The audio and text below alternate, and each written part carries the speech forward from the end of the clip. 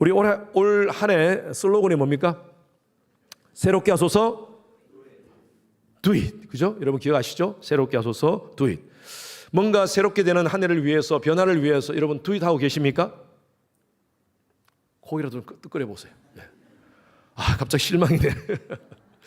예. 그냥 이렇게 지나가면 안 됩니다. 그래서 뭔가 우리가 새롭게 하자. 내 가정이 좀 새롭게 되었으면 좋겠다. 내 자신이 뭔가 신앙적으로 생활적으로 새롭게 되었으면 좋겠다 하는 그런 마음이 있으시다면 여러분 뭔가를 투입하셔야 됩니다. 가만히 있으면 전혀 변화 없이 이 한 해도 그냥 지나가게 될 것입니다. 가화만사성이라는 말이 있습니다. 집안이 화목하면 모든 일이 잘 된다는 것이죠. 행복의 시작은 가정에서부터 시작되는 것입니다. 5월 한 달 동안 저는요 가정의 달 특별 설교로 함께 말씀을 나누겠습니다. 가정을 새롭게 하자. Do it이라는 말씀으로 함께 말씀을 나눕니다. 오늘 말씀은 자녀 사랑 새롭게 Do it. 다음 주에는 부모 공경 새롭게 Do it. 그 다음 세 번째 주에는요 부부 사랑 새롭게 Do it. 그리고 네 번째 주에는요 제가 1년에 한 번 19금 설교를 합니다. 이렇게 긴장하십니까? 19금 설교 굉장히 중요한 겁니다. 가정 순결 새롭게 Do it이라는 말씀을 가지고 함께 우리 가정을 하나님이 원하시는 순결한 가정을 만들자는 그런 말씀으로 함께 나누겠습니다. 오늘은 한국은요 5월 5일 무슨 날입니까? 어린이날입니다. 어릴 때 1년에 한 번 놀이공원에 아버지가 시간을 내셔가지고 우리 삼남매를 데리고 가는 그날을 늘 손꼽아 기다리면서 지냈던 그 기억이 납니다. 5월은 불어구나 우리들은 잘 안다. 노래 모르세요? 예, 5월은 어린이날 우리들 세상. 그렇게 노래 부르던 아들이 다 커서 벌써 어른이 다 됐네. 네. 미국에는 어린이날이 있을까요? 없을까요? 북한 어린이날이 있습니다. 러시아 어린이날이 있습니다. 중국도 어린이날이 있습니다. 그런데 미국, 영국, 프랑스, 유럽에 있는 나라들 어린이날 없습니다. 왜 그런 줄 아세요? 어린이날은 매일 어린이날입니다. 그래서 어린이날 따로 정하지 않아요. 어린이날 항상 보호해야 되고 어린이날 항상 존중돼야 한다 해서 따로 정하지 않습니다. 우리 이민자들 얼마나 열심히 삽니까? 어떤 뉴스 기사에 제가 보니까 일을 너무 많이 해서 몸이 병이 든 사람들, 50대 지나고 이렇게 몸이 이렇게 골병이 들어서 고통당하는 사람들, 여러 가지 민족들 가운데 한국 사람들이 1위입니다. 1위. 50세 이후에 몸이 골병 드는 사람들, 일 때문에 너무 많이 일을 해서. 왜 그렇게 소위 말해서 뼈 빠지게 일하십니까? 좋은 집 가지기 위해서요? 좋은 차 사기 위해서요? 뭐 우리가 잘 먹고 잘 살기 위해서 열심히 일할 수도 있지만 대부분의 우리 부모들의 마음은요 우리 자녀들 교육 잘 시키기 위해서입니다.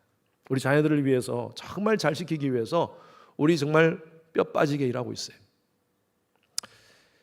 한국에는요 자녀들을 좀 잘 키우기 위해서 어릴 때부터 태어나기 전부터 황금 인맥을 만들어 준답니다. 그래서 제가 자료 보니까 한 주에 1,000만 원 이상 하는 산후조리원 VIP 프로그램에 가입한답니다. 아이가 뱃속부터 산후조리원 좋은 곳에서 친구 인맥을 만들어주기 위해서. 그래서 이런 친구들은 크면 너 산후조리원 어디 산후조리원 출신이야? 이렇게 해가지고 서로 인맥이 만들어진다는 거예요. 그게 되는지 모르겠지만 그래서 어떻게 하든 좋은 인맥, 황금 인맥 만들어주고 명품 친구 만들어주고 좋은 학원 보내주고 좋은 대학 나오고 그러면 이런 부모 노릇 잘하는 겁니까? 그러면 자녀들이 부모님 감사합니다. 저한테 황금 인맥 만들어주셔서 감사합니다. 그렇게 마음을 가질까요? 초등학교 3학년까지는요 아이들이 엄마가 이렇게 얘기합니다. 엄마가 누구 때문에 사는 줄 알아? 엄마가 왜 사는 줄 알아? 이렇게 물으면요 아이들이 왜? 그러면 너 때문에 사는 거야. 그러면 아이가 엄마 내 거 하면서 이렇게 안아준답니다. 네. 그런데 초등학교 4학년 지나고 나면요 엄마가 왜 사는 줄 알아? 너 때문에 사는 거야. 그렇게 얘기하면 4학년 이상 된 아이들은요 엄마 이제 엄마 인생 알아서 살아. 나 때문에 살지 마. 참 부모 노릇하기 힘듭니다, 요즘. 부모가 되신 분들, 여러분 부모 자격증 가지고 여러분 부모 노릇 하십니까?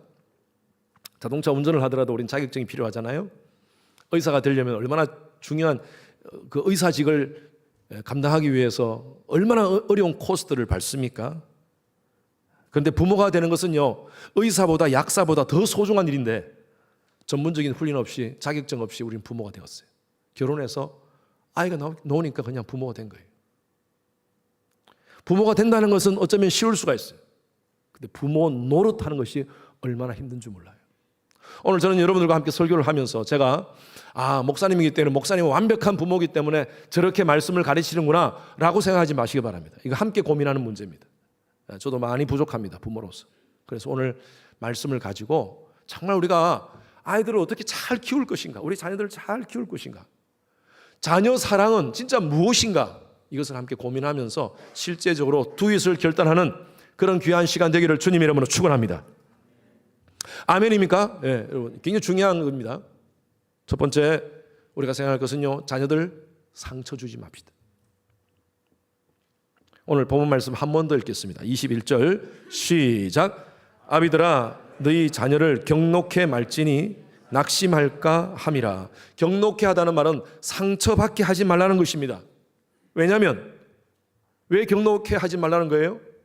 낙심하는 아이로 자랄 수 있기 때문입니다. 자녀가 경노하는 이유는 뭐냐? 부모가 경노하는 사람이라서 그래요. 사람은요, 분노라는 감정은 다 있습니다. 화내는 분 계시겠습니까? 네. 화라는 것은 우리의 감정 중에 하나입니다. 그런데 문제는요, 이 화는요, 조절해야 돼요. 모든 감정은 조절해야 돼요.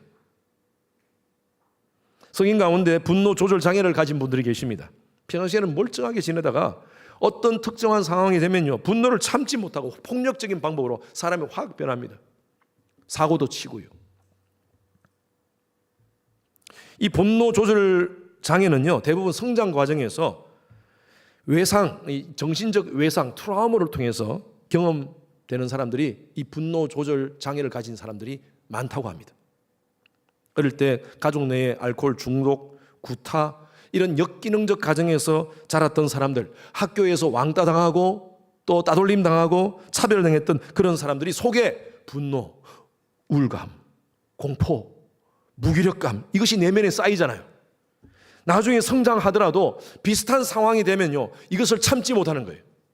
벌증이 어른인데, 겉으로는 어른인데 어릴 때 받았던 그 상처가 그대로 쌓여 있어가지고 분노, 우울감, 공포, 무기력, 이것이 꽉 눌러져 있다가 어릴 때 상처, 성인이 됐음에도 불구하고 어떤 비슷한 상황 가운데 딱 처하면 이것이 팍 터져 나오는 거예요. 이 분노 조절 장애가 되는 거예요. 분노가 컨트롤이 안 돼요. 이걸 심리학적인 용어로 adult child라고 합니다. adult child. 성인 아이. 우리 모두가 우리 속에 사실은요, 성인 아이가 다 있습니다. 어릴 때 받았던 상처 때문에 고통하고 아파하고. 우리는 몸이 다 성인이지만 우리 속에, 우리 내면에 고통스러워하는 아이가 있어요. 그런데 이 아이가 비슷한 상황이 되면요, 팍 터져 나옵니다. 문제는요, 이런 성인 아이를 가진 부모들의 자녀들도 똑같이 이것이 대물림된다는 것입니다. 경노하는 부모에게는 아까 제가 말씀드렸죠, 경노하는 아이가 있어요.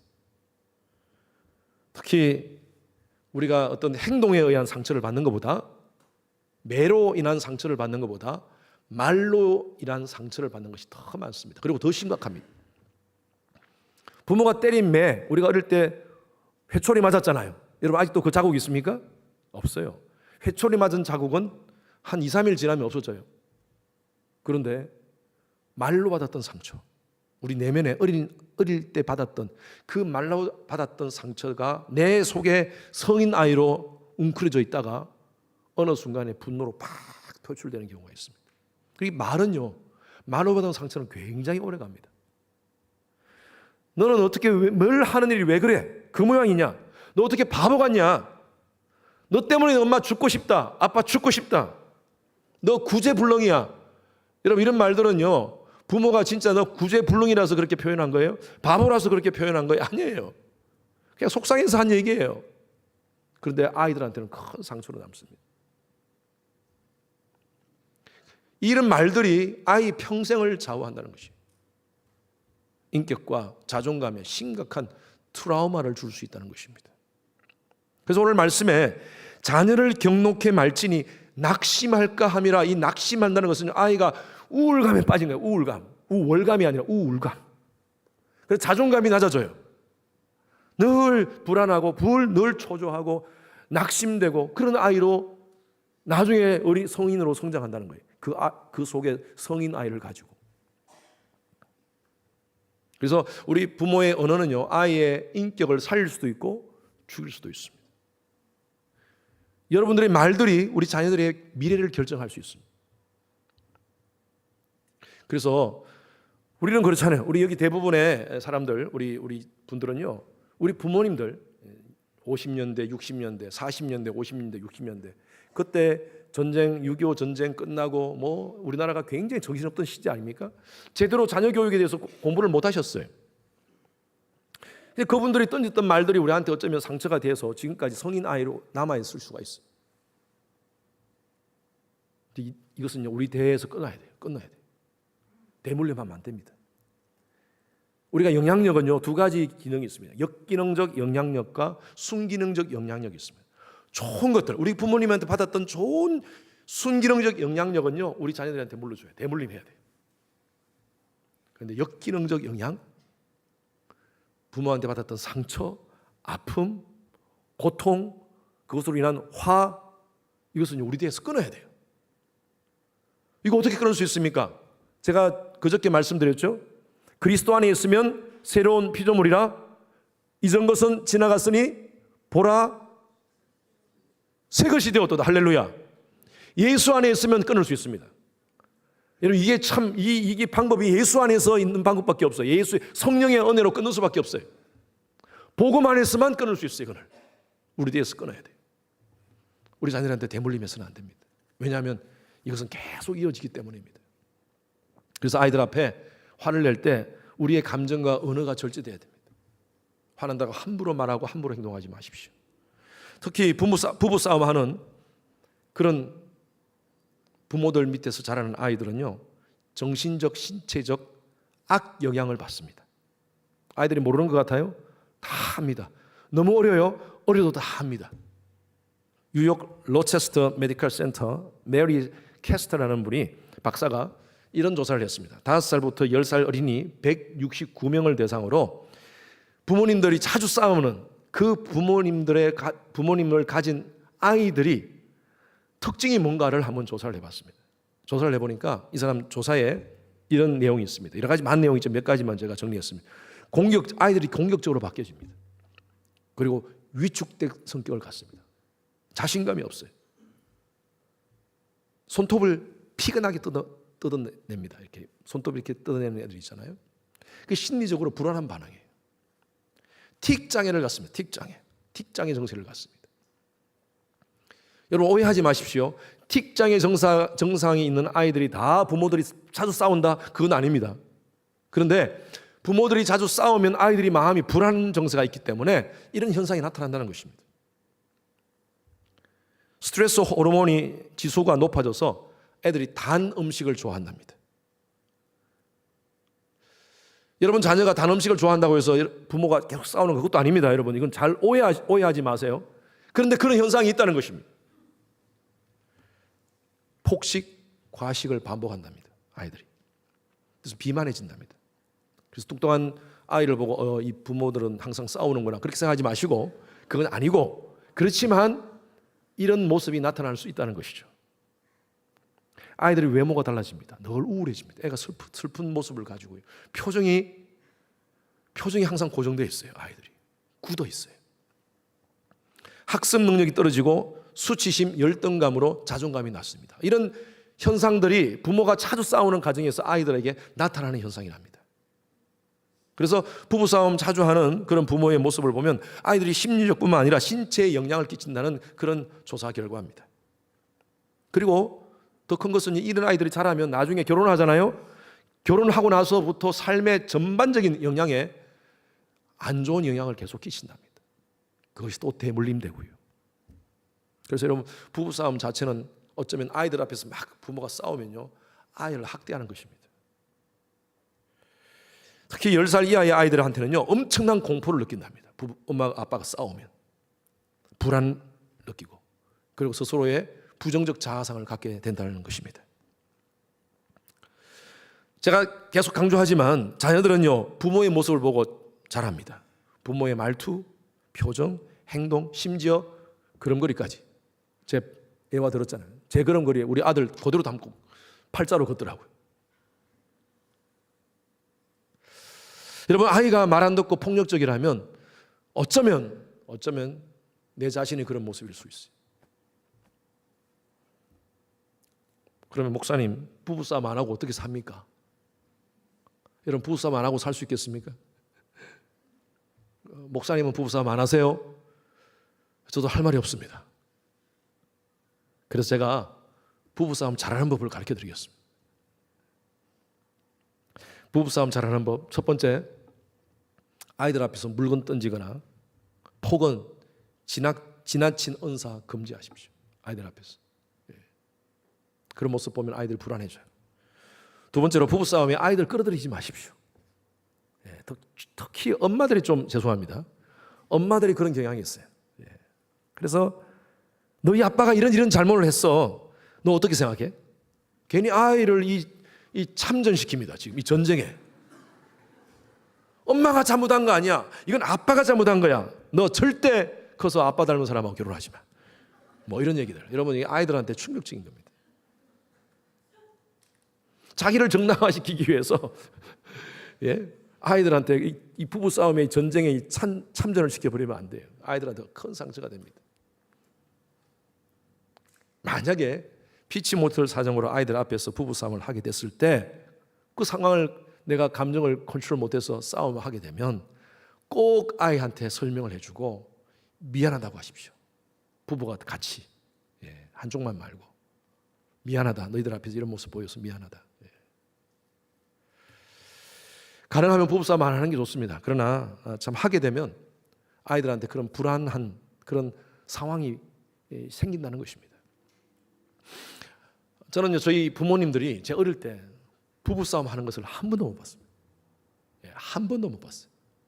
그래서 제가 결혼하고 나서 저희 어머님에게 물었어요. 어머니, 결혼하고 사니까 부부싸움을 안 할 수가 없는데 엄마 아빠는 어떻게 부부싸움을 한 번도 저희들한테 보여준 적이 없습니까? 하니까 저희 어머님이 하신 말씀이, 어이구 말도 마라, 얼마나 많이 싸웠다고, 너희들한테 안 보이려고 입을 뒤집어 쓰고 싸웠다.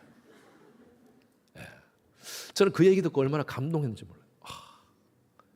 이분들이 무슨 배웠겠습니까?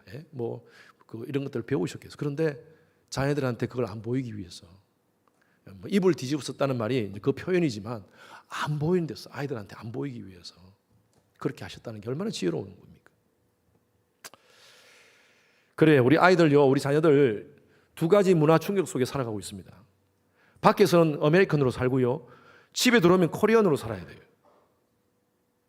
밖에서는 피자 주는 거 먹어야 되고 집에서는 된장국 먹어야 돼요. 여러분, 이 아이들이 이 정체성이 항상 혼란이 됩니다.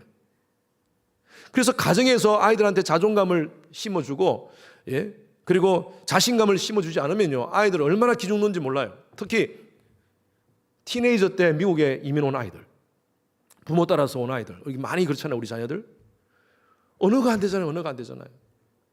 언어가 안 되니까 친구들하고 좀 불합리한 그런 상황이 생기면요, 표현을 못하는 거예요. 그러면 속으로 성인 아이로 그냥 놔두는 거예요. 그냥 꾹꾹꾹 눌러 있는 거예요. 우리 1.5세 우리 성도님들 가운데 그런 간증을 저한테 가끔 하시더라고요. 목사님, 그때 너무너무 분노했어요. 인종차별 당했던 게 너무너무 분노했어요. 그게 성인 아이로 남아있는 거예요. 어느 상황이 딱 되면요, 그게 팍 터뜨려지는 거예요. 우리 아이들 고생 많습니다. 나름대로. 이런 어떤 컬처에 대한 정체성, 내가 한국 사람인가, 내가 미국 사람인가에 대한 정체성도 있는가 하면요, 지금 성 정체성의 혼란을 가진 아이들이 많습니다. 학교에서 무엇을 가르치냐 하면 아이들한테 동성애를 가르칩니다. 너 남자지? 너 남자하고 사귈 수 있어? 너 여자지? 여자하고 너 사귈 수 있어. 심지어 결혼도 할 수 있어. 문제 없어. 그거 가르칩니다. 양성애 가르칩니다. 양성애. 너 남자지. 남자하고 사귀어도 괜찮아. 여자하고도 사귀어도 괜찮아. 여러분, 이것을 학교에서 지금 가르치고 있어요.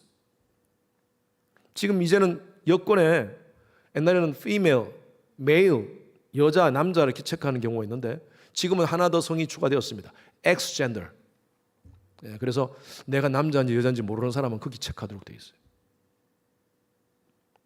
아이들이 보는 디즈니 영화 같은 경우 지금 그 주인공들이 대부분이 지금요 동성애 아니면 양성애자로 나옵니다. 한번 체크해 보십시오. 여러분, 이런 비신앙적 세상 속에서 아이들은 자기의 정체성을 갈등하고 있습니다. 내가 남자인가 여자인가? 나는 그리스도인으로서 엄마 아빠가 예수 믿는 사람인데 나는 어떻게 살아야 되는가? 교회에서 배우는 거 하고 세상에서 학교에서 배우는 거 하고 지금 많이 혼돈이 되는 겁니다, 아이들.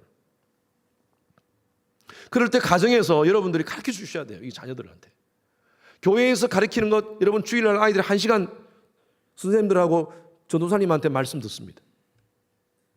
그러다 그나마 금요일날 데려오면 또 1시간, 2시간, 일주일에 2시간 교회 교육시켜요. 나머지 시간들은 여러분 전부 다 가정에서 여러분 아이들이 부모를 통해서 배우는 거예요. 학교에서 통해서 배우고. 근데 학교에서 이런 것들을 가르치니까 우리가 어떻게 하겠어요? 가정에서 가르쳐야죠. 여러분들이 가정의 장래는요, 지금 아이들이 무엇을 보고 무엇을 생각하고 무슨 말을 듣고 어떤 교육을 받고 있는가에 따라서 결정될 것입니다. 가르쳐야 됩니다. 어떻게 가르칠까요? 말로 가르치는 것은 절대 남지 않습니다. 넌 이렇게 해, 저렇게 해. 아이들은 안 배웁니다. 보는 대로 아이들은 배웁니다. 그래서 두 번째, 여러분들의 신앙을 보여주십시오. 여러분들의 신앙, 어떻게 사는지, 어떻게 하나님을 경외하는지, 어떻게 믿음을 갖는지 여러분들의 삶을 통해서 가정에서 보여주지 않으면요, 대안이 없습니다. 대안이 없어요. 지금 6절 7절 말씀, 신명기 6장 6절 7절 말씀 다 같이 시작. 오늘날 내가 내게 명하는 이 말씀을 너는 마음에 새기고 내 자녀에게 부지런히 가르치며 집에 앉았을 때에든지 길을 갈 때에든지 누워 있을 때에든지 일어날 때에든지 이 말씀을 강론할 것이며. 여러분, 참 이 유대인들이 이것을 참 그대로 잘 지켜요. 그래서 탈무드라든지 그런 말씀들에 보면 이런 말씀들이 많습니다. 이 성경의 원리예요. 성경의 원리. 우리가 가르치는데 그냥 가르치는 것이 아니라 우리의 삶을 통해서 가르치라는 거예요. 그런데 여기 보니까 내 마음에 말씀을 새기라 그랬죠. 영어 성경은 impress them on your children이라고 했어요. impress라는 것은요, impress 꽉 찍는 겁니다. 찍는 거예요. 근데 찍으려고 하면 뭐가 있어야 돼요? 원본이 있어요. 원본. 우리 도장 찍을 때 찍는 거예요. impress. 근데 원본이 있어야 되잖아요. 원본이 없으면요, 이게 딴 걸로 가는 거예요. 원본이 바로 돼 있어야 돼요. 이 말씀이에요. 부모들이 먼저 원본이 돼야 돼요. 본이 돼야 돼요. 본. 우리가 먼저 본이 되어서 아이들한테 삶은 이렇게 사는 거야, 신앙은 이렇게 해야 되는 거를 임프레스 시키라는 거예요. To your children.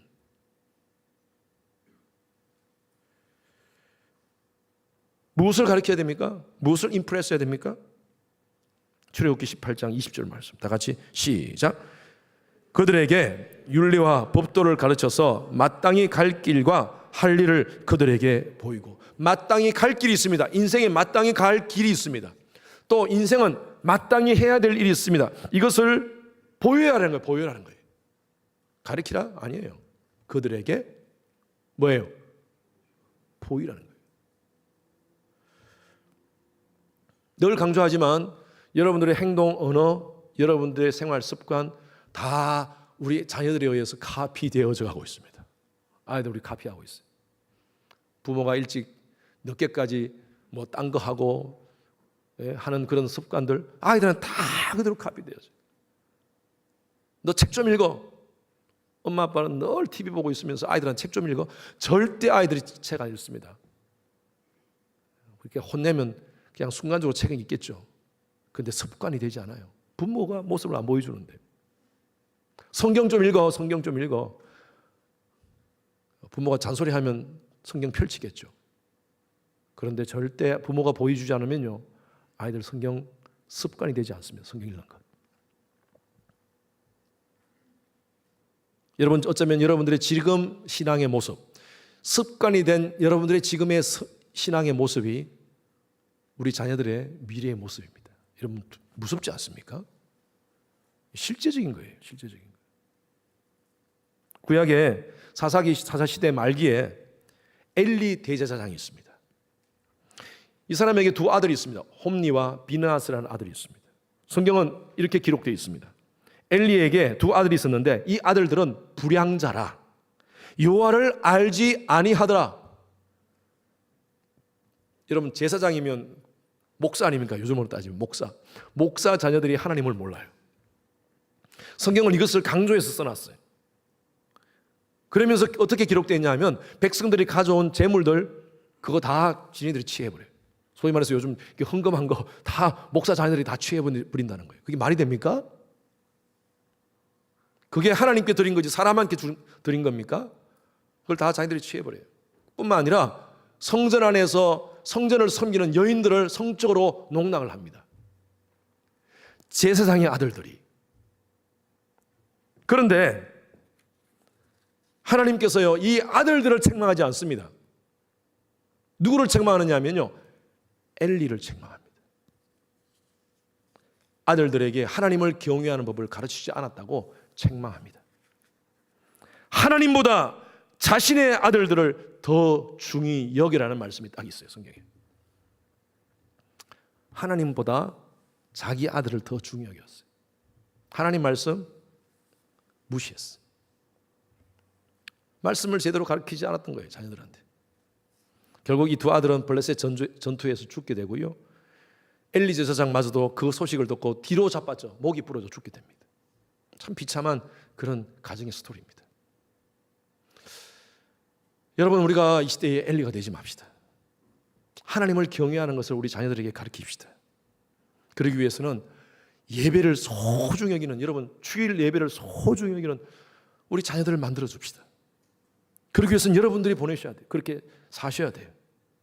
학교 액티비티는 열심히 참석하고 하는데 주일날까지도 아이들 데리고 학교 액티비티 축구한다 뭘 한다 하면서 다니는데 우리 자녀들에게 예배드리는 삶의 모습을 보여주지 않는다면 우리 아이들요, 여러분 이건 제가 목회를 하면서 많이 느낀 거예요. 다 경험한 거예요. 고등학교 지나면요, 교회 다 떠납니다. 교회 안 가요. 통계를 보니까 우리 이민자들 자녀들 고등학교 졸업하고 나서 타주에 갔을 경우에 스스로 교회에 나가는 아이들이 20%가 안 됩니다. 80%가 교회를 떠난다는 거예요. 여러분, 심각합니다. 문제가 뭐예요? 누구 책임이에요? 부모 책임이에요. 부모가 아이들이 같이 함께 있을 때 신앙을 보여주지 못했어요. 신앙생활을 이렇게 하나님을 어떻게 경외할 건가, 이렇게 경외하는 것이야, 그걸 보여주지 않았어요. 특히 목사, 교회 중직자 자녀일수록 더 심하답니다. 아니, 교회에 가면 목사님 또 뭐 사람들이 많이 장로님, 권사님 하면서 막 인정을 받는데 가정에 오니까 엄마 아빠가 엉망진창으로 사는 거야. 전혀 신앙의 모습이 없어. 아이들이 어릴 때부터요, 말은 못하지만 조금 중학교 고등학교 되면요, 애들이 생각하게 됩니다. 아, 신앙생활 이렇게 하는구나. 이게 뭔가, 기독교라는 종교가 뭔가. 그렇게 해서 애들이 고등학교 졸업하면 그냥 떠나는 거예요, 교회를. 저는 제 아이들을 가까이서 키울 때 저는요, 몸부림쳤습니다. 제가 이렇게 강단에서 설교하는 모습, 이 모습으로 가정에서 그렇게 아이들한테 보여주고 싶었어요. 여러분, 몸부림치지 않으면 안 됩니다. 신앙을 사는 모습을 가정에서 보여줘야 돼요. 기독교를 비판하는 사람들 있지 않습니까? 기독교가 왜 이래 하면서 무슨 뭔 독교라고 하면서 비난하는 사람들, 그 사람들요, 불교인들, 이슬람 사람들 아닙니다. 대부분에 보면요, 어릴 때부터 교회는 다녔지만 복음을 만나지 못한 사람들이에요. 어릴 때부터 부모님 따라 교회는 나왔지만 부모를 통해서 신앙을 만나지 못했어요. 그런 사람들이 교회를 떠나서 교회를 비난하는 거예요. 좋은 대학, 연봉 높은 직장만 가지면 자녀들 성공하는 겁니까? 절대 그렇지 않습니다. 하나님의 백성들은요, 말씀의 원리대로 살아야지 복받는 줄로 믿습니다. 말씀의 원리대로 살아야 돼요. 예수 믿지 않고 세상적으로 잘 되는 세상 자녀들 부러워하지 마십시오. 하나님을 경외할 때 하나님께서 축복을 주실 줄로 믿습니다. 그래서 우리 자녀들에게 다르게 사는 법을 가르쳐야 돼요. 좋은 직장, 좋은 대학 가는 거 좋지만 왜 좋은 직장 가져야 되는지, 왜 좋은 대학을 가야 되는지, 왜 열심히 공부해야 되는지 동기를 확실하게 아이들한테 가르쳐야 돼요. 하나님의 자녀로서 아이덴티티를 갖기 위해서. 동기를 바르게 넣지 않으면요, 애들 다 망가집니다. 망가져요. 좋은 대학 가면 뭐합니까? 망가지는데. 교회 안 다니는데. 이런 무서운 말씀이 있습니다. 호세아서 4장 6절 말씀. 다 같이 시작. 내가 내 하나님의 율법을 잊었으니 나도 내 자녀들을 잊어버리리라. 여러분, 참 하나님께서 우리에게 경계하는 말씀이에요. 우리 자식들의 모습에서 우리의 모습을 보아야 돼요. 내가 말씀대로 살지 않으니까 아이들 삶 속에서 똑같이 말씀대로 살지 않는 거예요. 내가 예배의 삶을 살지 않으면서 자녀들에게 복 받으라고 하나님 앞에 기도하는 거, 여러분 잘못된 겁니다. 내가 바르게 살아서 아이들이 예배를 통하여 하나님의 은혜의 복을 누릴 수 있도록 가르쳐야 돼요. 그래서 여러분들에게 부탁드립니다. 우리 자녀들을 교육하기 위해서 여러분들이 예배의 본을 보이십시오. 말씀을 잘 받는 모습들을 보이십시오. 기도하는 본을 보이십시오. 물질로 교회에 헌신하는 모습을 보이십시오. 저는 우리 아이들 어릴 때부터, 용돈 받을 때부터 11조 강조했습니다. 우리 아이들. 제가 제 자랑하는 것이 아니라 여러분 함께 좀 그렇게 했으면 좋겠어요. 어릴 때부터 아이들한테 바르게 하나님께 드리는 것을 가르쳐야지 아이들이 성인이 돼서도 하나님께 드려요. 10불을 가지고 하나님께 1불을 드리는 훈련을 받아야 돼요. 저는 감사하게도 우리 아이들 다 지금 하고 있습니다. 얼마나 제가 체크합니다. 하나님께 바르게 드리고 있나? 아빠, 그거 당연한 거잖아. 그래, 그냥 아빠 확인하는 거야. 너희들이 그것이 복받는 길이야. 예. 교회를 사랑하면서 섬기는 그 모습도 자녀들한테 가르쳐야 돼요. 부모가 자녀가 자기 관리하는 모습, 시간 관리하는 모습 우리 자녀들한테 가르쳐야 돼요. 예배 자꾸 늦게 오지 마십시오. 여러분, 제가 부탁드립니다. 아이들이 다 배우는 거예요. 예배를 저렇게 소홀히 하는구나. 아이들이 모르는 것 같죠?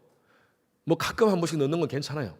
근데 정기적으로 넣는다? 여러분 한번 스스로 한번 생각해 봐야 돼요. 이거 아이들한테 정말 안 좋은 교육입니다. 예배 시간은 딱 예배 5분 전에 들어가서 우리가 준비하는 거야. 아이들 딱 가리키고 엄마 아빠가 보여야 돼요. 그래야지 아이들이 예배를 소중히 생각합니다. 마켓에서 물건 스캔할 때도 정직한 모습 가르치십시오. 파킹할 때, 코스코 같은 데 파킹할 때 아이들 태워놓고 가면서 파킹하는데 자리가 하나가 딱 나서 저쪽에도 차가 하나 와 샥 해서 들어가는 거 하지 마세요. 아이들 다 봐야 돼요. 아빠 장로님이신데, 아빠 목사님이신데 너무 개인적이구나. 말 안 하죠. 아이들 표현 안 하죠. 다 알고 있습니다. 다 알고 있어요. 그럴 때는요, 앞에 차가 딱 같이 딱 동시에 딱 가면요, 딱 먼저 들어가라고 하고, 봤지? 이렇게 하는 거야.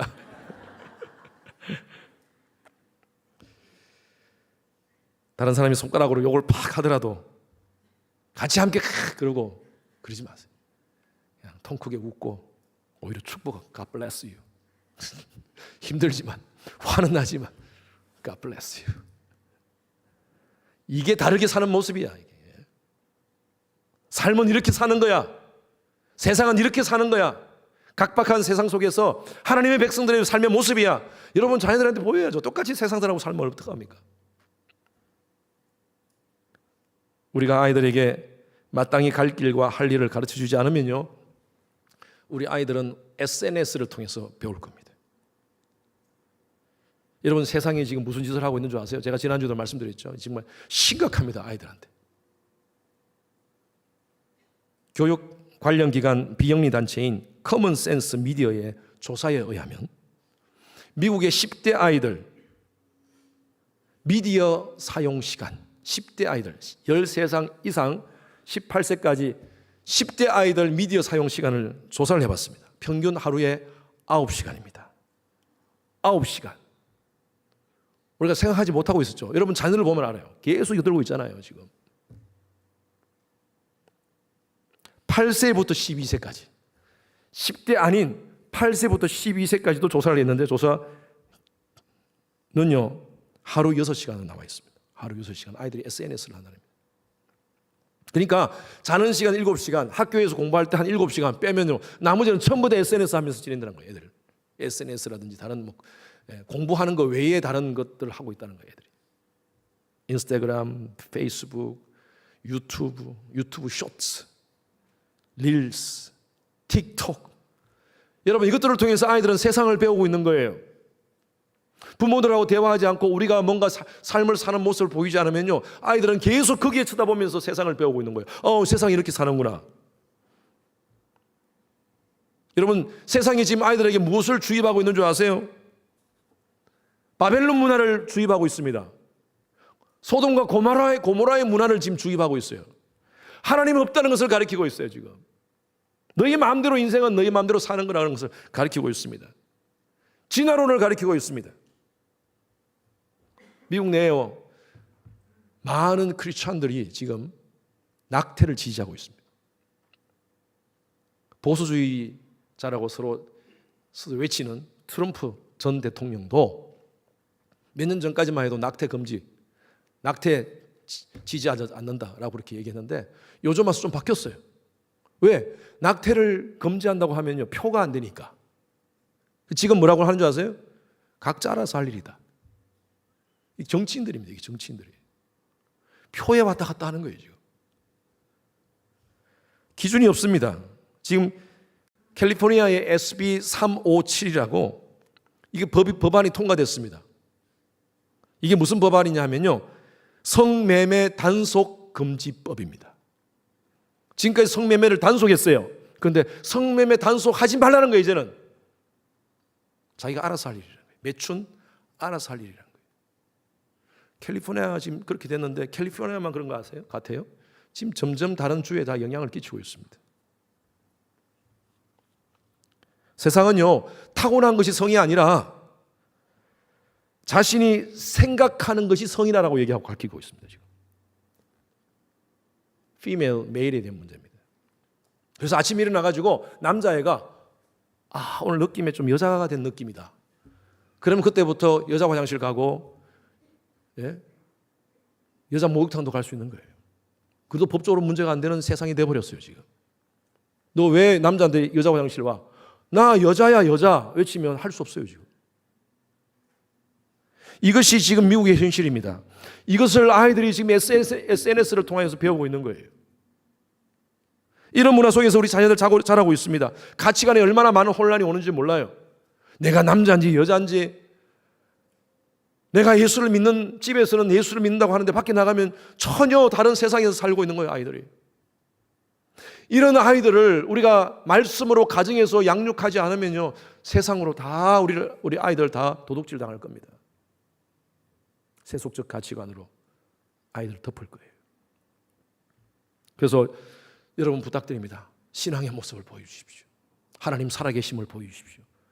여러분 가정에서 기도하는 모습을 보여주십시오. 기도한다는 것은요 하나님을 인정한다는 거예요. 아이들한테 그 모습을 보여야 돼요. 어렵고 힘든 상황이 딱 생겼을 때 인간적으로 그 문제를 해결하는 것이 아니라 하나님 살아계셔, 우리 같이 함께 기도하자. 우리 이 문제를 두고 같이 함께 기도하자. 하나님 살아계셔, 이 문제 해결해 주실 거야. 여러분 얼마나 당당한 모습입니까? 그때 이거부터 가르치는 거예요. 아들한테. 지난주에 아이들이 달란트 마켓이 있었습니다. 초등학교 아이들 우리 교회에서 예배 전에 막 선생님들이 열심히 해가 셋업을 하더라고요. 테이블 셋업을 하고 저기 우리 농구장 있는 데서 셋업을 다 해놓고 있는데 비가 왔어요. 제가 설교하는데 비가 오더라고요. 제가 설교하다 걱정이 되는 거예요. 이거 어떡하나? 저렇게 셋업 해놨는데 비가 오면 어떡하나? 못할 텐데. 아이들이 몇 주 동안 기다린 건데 어떡하나? 그래서 급하게 덮어놓고 아이들하고 이제 예배를 드린 거예요. 아이들이. 제가 이제 이 전도사님을 통해서 제가 얘기를 들은 겁니다. 예배를 드리는데 어떤 아이가 성금 봉투에다가 기도 제목을 썼어요. 한번 좀 보여드릴게요. 예.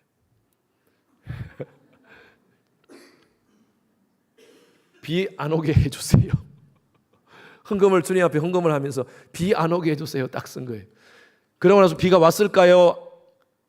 안 왔을까요? 달란트 마켓을 했을까요? 못 했을까요? 어떻게 하세요? 여러분 기가 막히게도 딱 예배 마치고 나니까 비가 안 왔어요. 비가 딱 스탑됐어요. 그래서 밖으로 쫙 나가가지고 아이들이 다 달란트 마켓을 하고 그리고 다 정리하고 끝나고 나니까 소나기가 막 쏟아졌대. 그래요? 우연일까요? 저는 우연이라고 안 봅니다. 하나님 존재를 믿고 엄마 아빠가 기도하면 하나님이 응답하신다는 그 하나님의 능력을 확신하고 기도한 한 아이의 기도가 응답된 줄로 믿습니다. 저는 못한 줄 알았어요. 제가 지난 월요일도 못한 줄 알았어요. 그런데 제가 저 소식을 제가 듣고 와 그랬구나 했구나. 여러분 그래요. 이것을 어디서 배웠겠습니까? 아이들이 물론 교회에서 선생님이나 전도사님을 통해서 배웠겠지만 그러나 가장 큰 영향을 끼치는 것은요 부모입니다. 부모. 전 여러분들 자녀 사랑 새롭게 두잇하시는 여러분 되시길 바랍니다. 아이들이 원하는 대로 마음껏 해주고 여러분 아이들을 망가지는 가장 좋은 방법이 뭔지 아세요? 아이들을 원하는 대로 마음껏 해주세요. 그 망가지는 거 아이들 가르쳐야 돼요. 여러분 삶을 통해서 가르쳐야 돼요. 저는 우리 교회를 통하여서 우리 교회 아이들이 세계적인 크리스찬 정치가, 세계적인 목사, 세계적인 복음 전도자, 세계적인 경제인, 세계적인 학자 우리 교회에서 나오기를 저는 기도하고 있습니다. 아멘입니까? 그렇게 하면이 약하세요. 여러분 자녀들 그렇게 되면 안 되겠습니까? 네. 그런 자녀들을 양육하기 위해서는 크리스찬 100% 저는 100% 크리스찬, 100% 코리안, 100% 아메리칸 미국 주류로 들어가서 미국 주류에 영향을 끼치는 전 세계에 영향을 끼치는 100% 크리스찬으로서 세상에 영향을 끼치는 그런 하나님의 백성 되어야 되지 않겠습니까? 그러기 위해서는 여러분들 자녀들을 여러분들이 여러분들의 삶의 모습으로 양육하시기를 주님 이름으로 축원합니다. 아멘입니까? 그래서 여러분들에게 부탁드릴게요. 이거 실제적으로 한번 두기합시다. 어릴 때일수록 더 좋습니다. 저는요 그렇게 실천해서 가장 덕을 본 사람이라고 저는 생각해요. 우리 아이들이 저희 집에서 다 떠날 때까지 저는 아이들 방마다 들어가고 손을 얹고 머리에 손을 얹고 기도했습니다. 태어날 때부터요. 저는 그것을 아이들이 떠날 때까지 했어요. 고등학교, 대학교까지 대학생들 우리 대학도 다 우리 아들 가까이 있었으니까 머리에 손을 얹고 기도했습니다. 기도받는 아이들은 절대 하나님이 버리지 않습니다. 그래서 여러분 매일매일 부모가 머리에 손을 얹고 기도하십시오. 할아버지 할머니세요? 할아버지 할머니들이 옆에 가까이 있으면 손주들 꼭 머리에 손을 얹고 기도하십시오. 아들이 벌써 다 컸습니까? 좀 쑥스러워해요? 괜찮아요. 오늘부터 아빠가 기도할게, 엄마가 기도할게. 가능하면 아빠가 기도하세요. 아빠 영적인 가정의 제사장으로서 이리 와 기도하죠. 그 모습을 또 엄마가 분위기를 만들어줘야 돼. 에이 뭐 또 아들한테 기도 아니고요. 기도받아 아빠한테. 그러기 전에 여보 저도 기도해 주세요 하면서 엄마가 머리 대밀어야 돼. 그러면 애들이 그 모습 보는 거야. 와 엄마도 기도받네 아빠한테. 아빠가 그래도 영적인 영향이 있어야죠. 가정의 영적 제사장으로서 딱 엄마를 위해서 기도해주고 아이들을 위해서 기도해주고 멋지지 않습니까?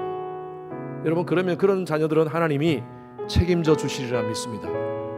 그래서 자녀 사랑 새롭게 실제로 두잇하시는 여러분 되시기를 주님 이름으로 축원합니다. 우리 찬양 같이 함께